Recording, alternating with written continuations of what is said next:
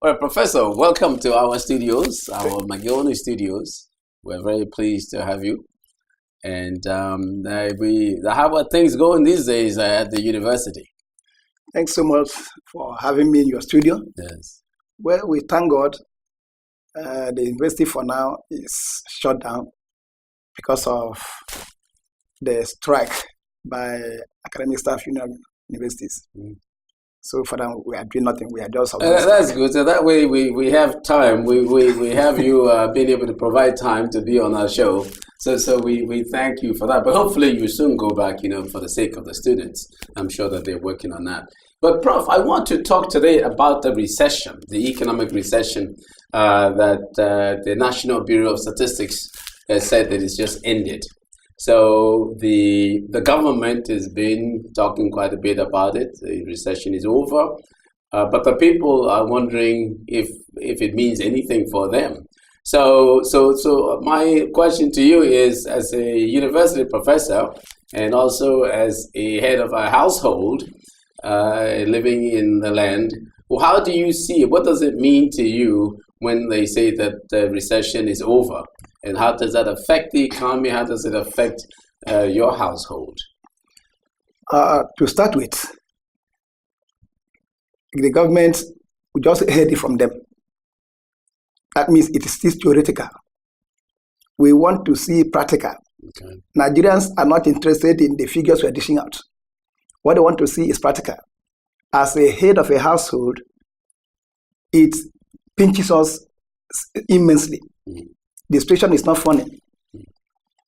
Where a household is unable to afford a good meal, the price of things have gone beyond their reach. The cost of living is very high. The standard of living has fallen. So for us to say we are out of recession, we want to see people come out of depression. The economy is in recession, but the men and women, the household in the economy, to me, they're in depression. Well, what is, as an economist, what is depression? You mean a psychological depression or economic depression? In fact, what is that? In every measure of it, whether psychological, whether economical, for instance, when we talk about depression, we have what's called the business cycle. And in the business cycle, there are 5 stages. You have the trump, that is the echelon of it. Now you see the economy sleeping, and as it's sleeping, things are going down. Then before we know it, we enter into recession. And then the worst state is the depression. Already, as the economy is in recession, the human beings that are within the economy, we are already in depression because we have gone to the worst. What is, okay, so any kind of recession causes psychological depression? Of course. Okay, and then that psychological depression, but as an economist now, you don't mean economic depression. You just mean psychological depression. And even economic depression for the household. But how is it economic because depression? Because some household they're even living in the negative. Just like we are told that the Nigerian economy is in the recession because it moved from the positive and then swing into negative. Yes. There are some houses that have gone beyond what is negative. What is that? And that is a situation where you see that so many foreign things are happening. Yeah. That means it's no longer a recession, that it is so deep. The situation is very, very terrible to people out there. But those who are in government, they will not be able to know what is actually happening. Yeah. But on the, even if we speak theoretically, on the face of it, the recession was not, theoretically speaking now, even statistically speaking, I should even say, was not deep. Excuse me, was not really deep. I mean, we stayed kind of in shallow waters when we say in describing the situation there, because it could have been a dip of 5%. It could have been a decline of 10%. But we were talking at most 2-point-something% negative rate. Yes, but on the other hand, the impact of it, even if it is 5%, 2%, whatever percent we are looking at it. Yeah. But the impact of it, what I'm actually referring to. Yes. The impact of it is beyond the figure we are looking at. Yes. The impact of it on the life of the average man. You're right. It can I understand what you're saying. That is, if we're looking at just the GDP, general output, the value of general output, Yes. then we say, okay, it was shallow. But you're saying that when we look at individuals, because there was no insulation, no protection for individuals, there's none they were exposed, to the full weight of however small it was, the recession was. But they were exposed to the full weight of it, and it really hurt them terribly. And that's why they are not feeling like anything has happened, even though we're saying that we're out of recession. Exactly. But then how do you explain, because we are out of recession according to the National Bureau of Statistics. Yes. So what does that mean if you were to just tell people, what does it mean now, that we're out of recession? recession Simply means that the GDP, which is the major variable to know how the economy is performing, was not able to register positive growth. Yeah. When compared with other, the previous quarters. Yes. Now it moved into negative. Yes. But from the angle I'm looking at it, that the impact of it on the people, even before the government acknowledged that the economy is in recession, the people have already been extremely hot. Yes. Because a bag of rice, before the government came to power, was sold at most 10,000. Before the recession. Yes, before the recession. Because now the government. And the bag of rice rose up to 15,000 naira. Yes. And then when the recession, they even came in to the point of government acknowledging it, they didn't increase more. Yeah. And the bag of rice is almost about 20,000 naira, 17,000 thereabouts. And other indices.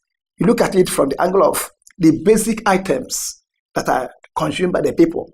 For instance, petrol. It's cut across every sector, every facet of human life. The petrol and the uses of it. Vis-a-vis the issue of transport. People can't afford to travel because the cost of transportation is very high. Imagine that the fuel moved from 97 naira per liter and then to 145 naira per liter. The full weight of that increase was on who? The common man, the household.